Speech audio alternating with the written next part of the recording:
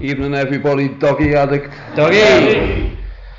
It's an honour to be in this meeting tonight. I like this meeting. I always have done. I just want to start this meeting with a bit of gratitude. I'm grateful that I'm sitting here tonight, 2 years clean.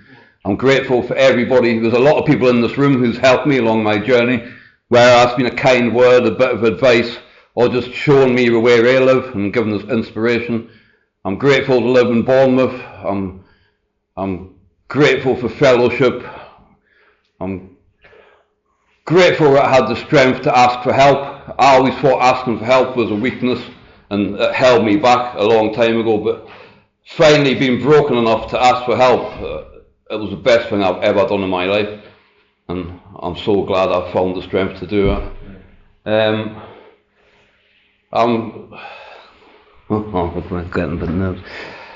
You're not really going to hear me, like, I'm not one of them who's going to be like quoting passages of a big book to you. You can keep that for your sponsor.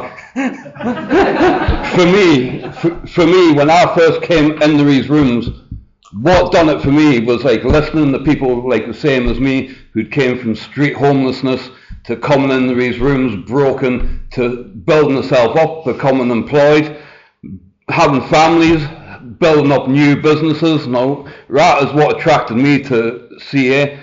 I liked sitting in the front row, listening to people and watching the facial expressions, watching the pain in the face when they're talking about how bad and how miserable the using was, and then the same person at the end of the share crying tears of joy because they've got their kids back in their life. Now that is what attracted me to CA. It's like language of the heart stuff, and seeing that, I've seen it continually, and you take it for granted sometimes, like when you're in the rooms a while, you take it for granted, like the magic, what happens in this room, it is like really life-changing stuff, and I'm glad to be a part of it. I've not got everything I want yet, but I've got everything I need. I'm quite happy, and I'm just doing what everybody else has done. So I'm going to try not and talk too much about the drugs. I'll tell you, but I grew up in Berwick-upon-Tweed. I had a nice upbringing. We didn't have much money, but I got brought up to know between right and wrong. Got brought up to have manners, all that stuff. And I just done the usual progressing. It was like smoking weed, drinking, and then it went to ease and all that. And then suddenly it went to heroin, like early on. No, but it did. It started on a Sunday. On the come down, like watching EastEnders omnibus, having a few lines like that. And then before you know it, it was just all the time, constant. I couldn't keep a job. At the same time, I was watching like all my friends who I went to school with. They was all settling down, getting married, having kids, buying houses, and I was looking, and it felt like I was that far behind. I couldn't make up the distance, and I gave up on life. I just buried my head in the drugs, and I've done that for a long time. I sold drugs for years and years, and I had as many drugs as I could take, but I was never happy. And I was doing things like my family was watching me slowly fucking dying.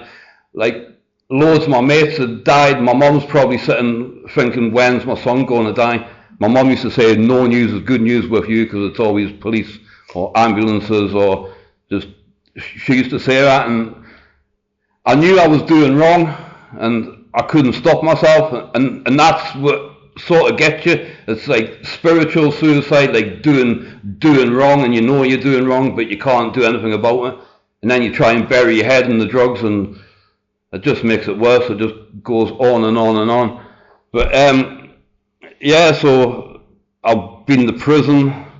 I've ended up on the streets homeless. I'd like to just try and picture, like at the end of my using, picture this. I wake up, I'm face down on the floor in my room in the hostel. I wake up, I look around, there's dirty spoons, there's needles everywhere, there's fag burns all over the bed, there's blood everywhere. And the first thing I do is search my pockets, see if there's any drugs. No drugs. Search my pockets, see if there's any money left. No. Pick up my phone, it's broken again, so I've been that out my face, I don't know what's happened. I go to the toilet, there's blood stains all over my boxers where I've been injecting in the groin, and I'm thinking to myself, how has this happened again? I promised myself last month that I wasn't going to do this. I promised I was going to buy food. I promised it was going to be better this time, it was going to be different.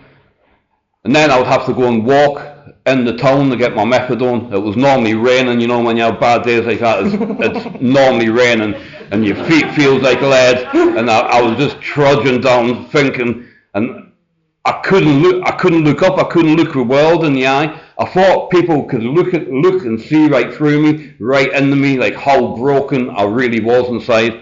I was just lifeless. And then I'd be bumping into people on the way, and they'd be telling us what I'd done and all the mad things I'd been doing. And it was horrible. And that went on, it continued. The cycle was, I'd have a little binge, and then I'd be clean for a couple of weeks, and then I'd believe a lie again. I don't want to be skint, so I'll buy a couple of thousand diazepam.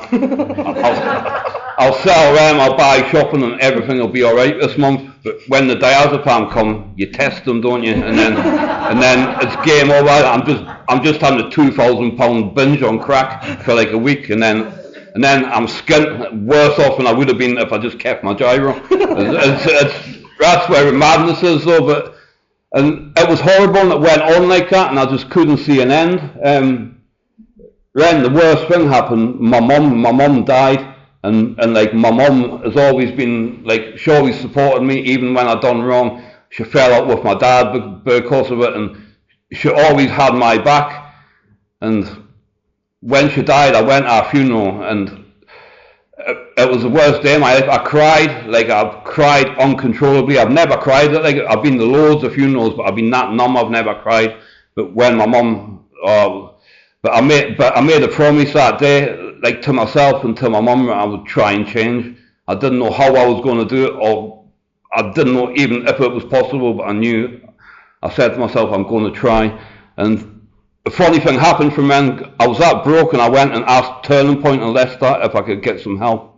And they said, yeah, you can get rehab, but you need to attend like all your appointments and pre-rehab groups and show you're willing.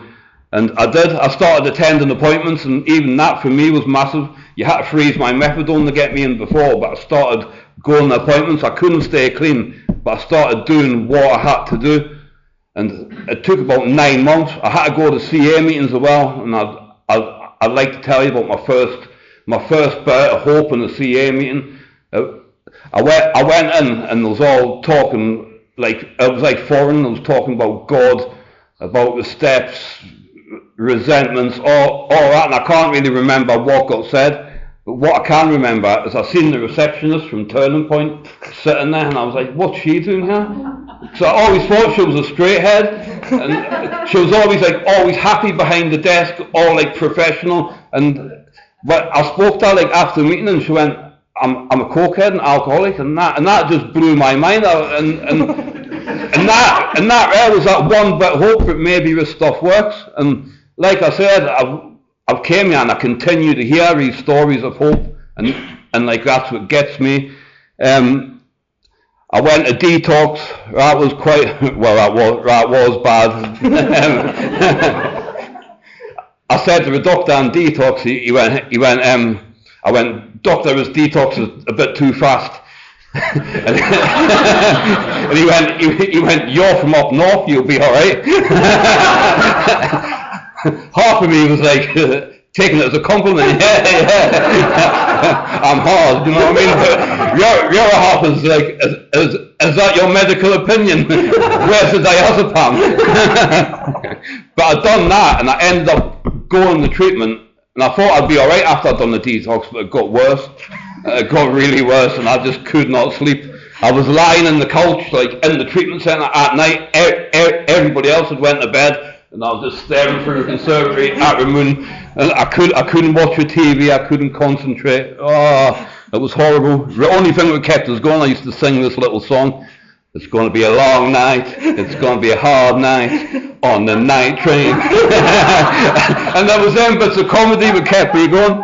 I used to get wrong in treatment for like having a bit of a laugh too much, and before I wasn't taking my recovery serious, but I knew when I landed in there it was life or death for me, and I was trying my hardest. When it came to leaving and going in like a dry house, I remember my biggest fear was, how am I going to come out and live on benefits, like economic insecurity? How am I going to do it? I'm going to go back to selling drugs again, what I know.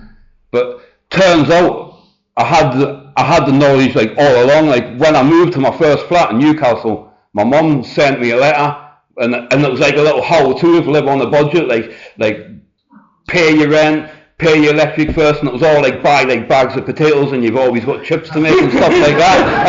And I started doing all that, and it was good because I can make a meal now, and like the way my mum made it, and it feels like she's with us. I have a little smile on my face. She caught me one time like I was crawling about inside the duvet cover, trying to put the duvet cover, duvet in, and she taught us a little trick, and I still do that today, and like things like that. And like I say, I got taught right and wrong, and I try and my mum taught us right or wrong, and I try and just think, what would my mum want us to do? And she wanted us to do the right thing. How long have I got? 10 minutes. So what else? I came out and I started doing the steps, and step 4 was probably the one where I was carrying a lot of shame and guilt for like the stuff I'd done. And I think when you're taking drugs, you're like drugging your conscience, and you don't get that twisting feeling in your stomach when you're doing wrong, and you do things and you're not like feeling it properly. Something happened in between, like me, like starting the steps. I grew a conscience, and when I read out my step 4, it was horrible. It was like there's 3 people died from drugs what I sold them. 2 of them was my lifelong mates. I've had a girlfriend who I gave a hit, and she went over and knocked her neck, paralysed in one arm. I've done lots of horrible stuff, and when I read that out, I was lying on the bed, twisted up for about a week. But I think it done me good, like facing them things, like without a drug. And after that, it seemed to get a bit lighter. I'm still not made like peace with myself, but I don't like blame myself as much. What else do I do now? Yeah. I was just. People say like happy, joyous, and free. I used to always think, nah, what, fuck off, nah. But it is true. Happy's probably the wrong word. I would say content. Content is the word for me now. I am content with what I am, like where I am in life, and joyous, like unbelievable the joy I get, like from the smallest of things. Like we say, in recovery, you get the bad thing about recovery is you get your feelings back, or the good thing about recovery, you get your feelings back. The bad thing, you get your feelings back. But I feel everything now, and I like it. It's like, it's unbelievable. Like I wake up in the morning, that first sip of coffee, I feel that, I'm like, I come home after a long day, and I put on my slippers, and I'm like, it's just these little things, like, in like treatment, there was this woman, I think she'd done the yoga nidra, like, on Zoom, and she always used to say, it's about the soft furnishings, because we used to just lie, actually, it's all about the soft furnishings, and I took that away with us. If you go in my room, the dry house now, it's got cushions and that everywhere, and I go on, and I feel safe today. I really do. Like before, in my addiction, I was all anxious, on edge, thinking about people coming through the door and stuff, and I go home and I feel safe today. I feed the birds as well. Like I had this robin, and I uploaded the picture to Facebook, and I got 18,000 likes. How does that happen? Like a hardened criminal, street homeless, feeding the birds, you know what I mean? I'm like, wow, it just blows my mind. Like, it's like I've got a new pair of eyes. It's like everything's more colourful, more vibrant. I get joy out of, me and Jamie, we're going to the New Forest. I was feeding the donkeys the other day. You're not meant to feed them. I heard the donkeys chasing us down the road, but I had the best day of my life.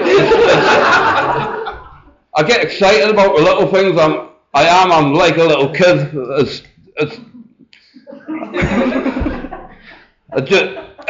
It just blows me away. Just the joy I feel, and I do feel like free as well.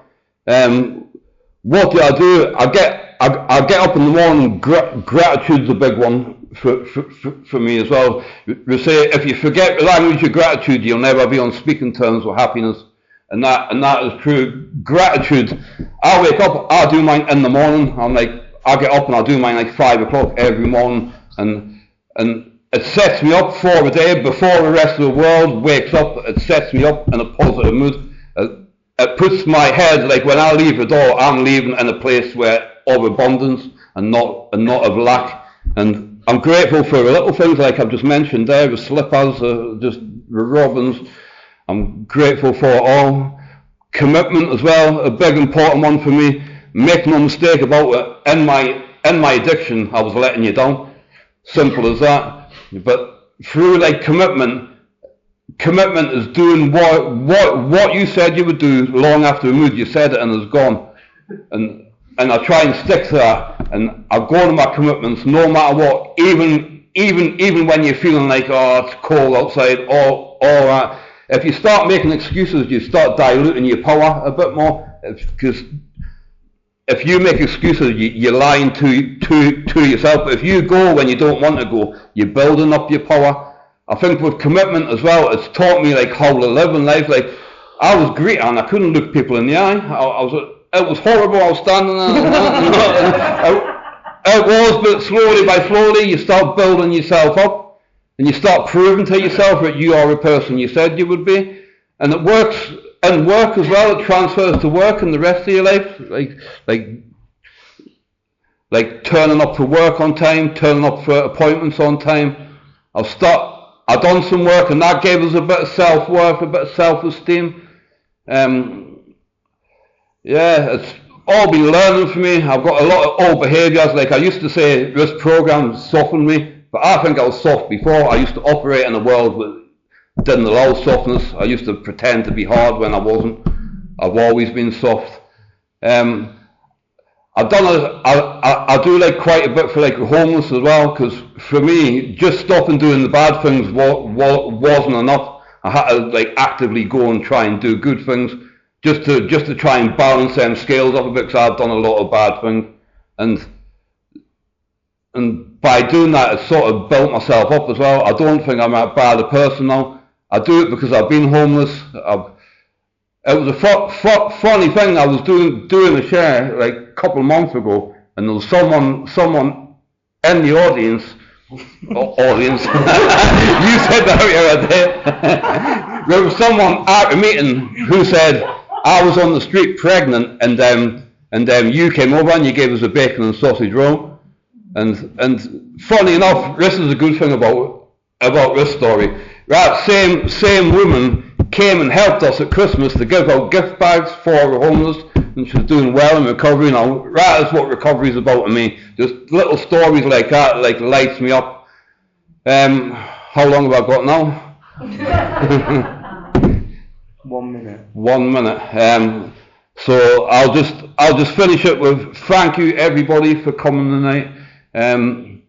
I'll get a big book, get a sponsor, go through the work, get a commitment.